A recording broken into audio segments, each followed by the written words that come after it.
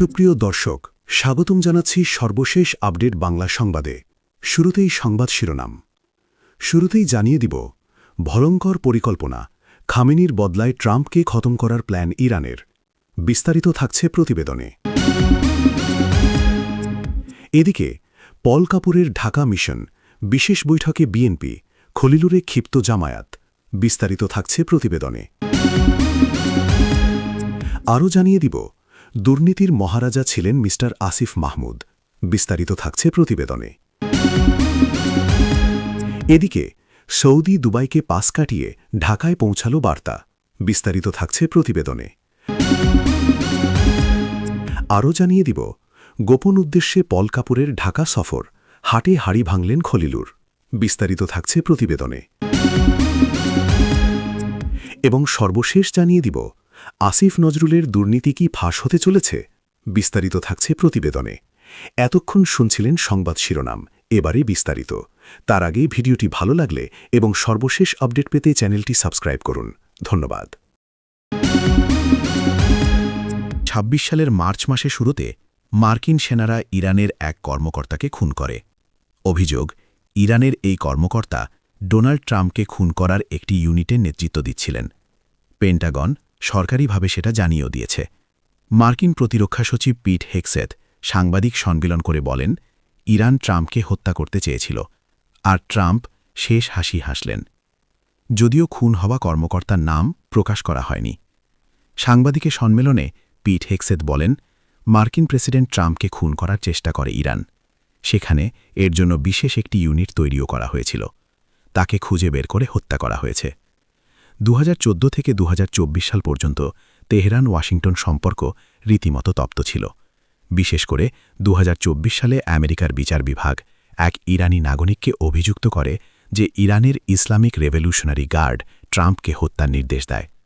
Tehran এই অভিযোগ অস্বীকার করে। ইরান এবং আমেরিকার সম্পর্কের ইতিহাসের মধ্যে রয়েছে ২০২০ সালের একটি ঘটনা। সেই সময় আমেরিকার সামরিক বাহিনী ইরানের শীর্ষ নিরাপত্তা ও গোয়েন্দা কমান্ডার মেজর জেনারেল কাসেম সোলেমানিকে খুন করে। আমেরিকা সেটা স্বীকার করে নিয়েছে। তেহরানের সঙ্গে ওয়াশিংটনের সম্পর্ক আগাগোড়াই তিক্তি। এই হত্যাকাণ্ড তিক্ততার পারদকে আরও চড়িয়ে দেয়। সেই ঘটনার প্রেক্ষাপটে ট্রাম্প হত্যার পরিকল্পনার অভিযুক্তরা হঠাৎই আন্তর্জাতিক মনোযোগের কেন্দ্রে চলে আসেন। পেন্টাগন জানিয়েছে যে এই কর্মকর্তাকে তালিকায় অন্তর্ভুক্ত করা হয়েছে, কিন্তু তিনি যুদ্ধের মূল লক্ষ্য ছিলেন না। হেগসেথের দাবি, এই অভিযান ট্রাম্প বা কোনো ব্যক্তির অনুরোধে শুরু হয়নি। তবে যারা এই হত্যার পরিকল্পনায় জড়িত ছিল তাদেরও তালিকায় রাখা হয়েছে। অন্যদিকে ইসরায়েলের সংবাদ মাধ্যমের দাবি, এই হাইপ্রোফাইল হত্যার নেপথ্যে রয়েছে ইসরায়েলি বাহিনী। মার্কিন কূটনীতিকের বাংলাদেশ সফর ঘিরে তোলপাড় পদ্মা। বাংলাদেশে এসেছেন ডোনাল্ড ট্রাম্পের বিশেষ দূত তথা মার্কিন পররাষ্ট্রমন্ত্রী পল কাপুর। দায়িত্ব নেওয়ার পরেই তিনি বাংলাদেশ সফরে এসেছেন। ঘুরিয়ে বলা যেতে পারে, তারেক রহমান প্রধানমন্ত্রী পদে আসীন হওয়ার পরে পল কাপুর ঢাকা এলেন। প্রশ্ন উঠছে, এটা কি নিছক শুভেচ্ছা সফর, নাকি ট্রাম্পের তরফে বিশেষ বার্তা নিয়ে তিনি ঢাকায় এসেছেন? প্রশ্ন ওঠার কারণ, পূর্বতন সরকার বিদায় নেওয়ার মাত্র কয়েকদিন আগে আমেরিকার সঙ্গে বাণিজ্য চুক্তি করে। তদারকি সরকারের তরফে বলা হয়েছিল, এই চুক্তির প্রাথমিক এবং প্রধান শর্ত হল গোপনীয়তা। অথচ আমেরিকা সেই চুক্তি প্রকাশ করে দিয়েছে। দেখা যাচ্ছে এই চুক্তি আসলে তারেকের গলার কাঁটা। মনে করিয়ে দেওয়া যেতে পারে, প্রধানমন্ত্রী পদে আসীন হওয়ার পর ডোনাল্ড ট্রাম্প তারেক রহমানকে একটি শুভেচ্ছা বার্তা পাঠিয়েছিলেন। সেখানে তিনি বিশেষ কিছু বলেছেন, যা থেকে স্পষ্ট যে তারেককে ট্রাম্প যেটা পাঠিয়েছেন সেটা শুভেচ্ছা বার্তার আড়ালে হুকুমনামা। ইউনুসের আমলে হওয়া চুক্তি যাতে বিএনপি সরকার কার্যকর করে সেটা নিশ্চিত করতেই ট্রাম্প তারেককে ওই চিঠি পাঠিয়েছেন। কোনো দল ক্ষমতায় থাকলে দলের কেউ কেউ দুর্নীতিতে জড়িয়ে পড়েন। রাজনীতিতে এটা সাধারণ ঘটনা। দল ক্ষমতায় যত বেশি দিন টিকে থাকবে ততই দুর্নীতির জালে জড়িয়ে পড়বে। তদারকি সরকার বাংলাদেশে ক্ষমতায় ছিল মাত্র ১.৫ মাস। এই ১.৫ মাসের সেই সরকারের উপদেষ্টাদের অনেকে যে পরিমাণ দুর্নীতিতে জড়িয়ে গিয়েছে তা পাহাড় প্রমাণ বললে কম বলা হবে।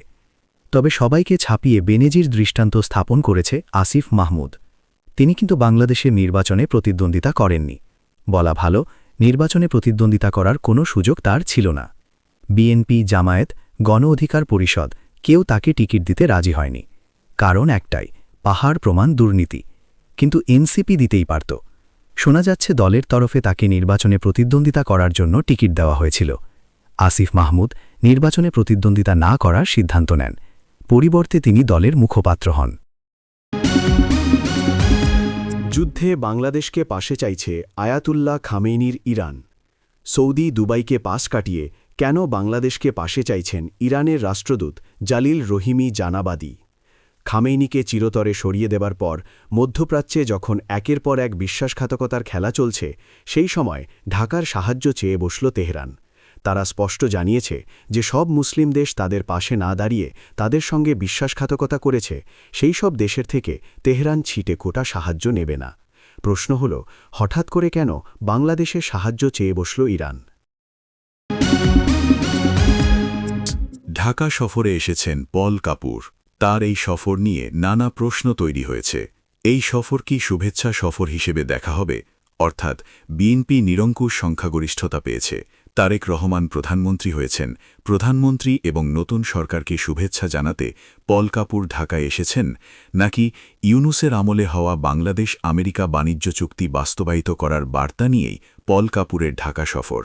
এই সফর নিয়ে রাজনৈতিক মহল নিশ্চিত যে নিছক শুভেচ্ছা জানাতে অত দূর থেকে ঢাকায় আসেননি ট্রাম্পের এই বিশেষ দূত।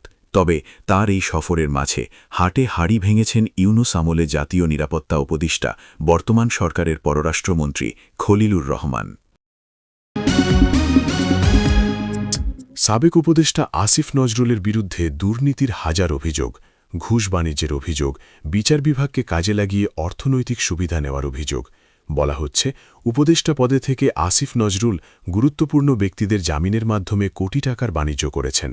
দেশের বাইরেও অর্থ পাচারের অভিযোগ তোলা হচ্ছে আসিফ নজরুলের বিরুদ্ধে। বর্তমানে দুদক এই সব অভিযোগ যাচাই বাছাই করছে বলে জানা গিয়েছে।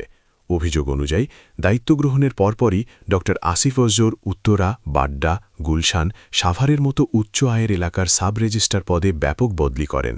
এসব লাভজনক পদে নিয়োগ বদলির বিনিময়ে তিনি কোটি কোটি টাকা হাতিয়ে নিয়েছেন বলে দাবি করা হয়েছে। দুদকে জমা পড়া অভিযোগগুলোতে এই ধরনের লেনদেনের বিস্তারিত তথ্য উল্লেখ করা হয়েছে।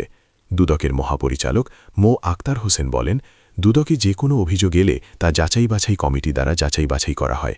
যাচাই বাছাইয়ের ক্ষেত্রে 100 মার্কের মার্কিং করা হয়। কোনো অভিযোগ 80 মার্ক পেলে তা পরবর্তী সময়ে অনুসন্ধানের জন্য গৃহীত হয়।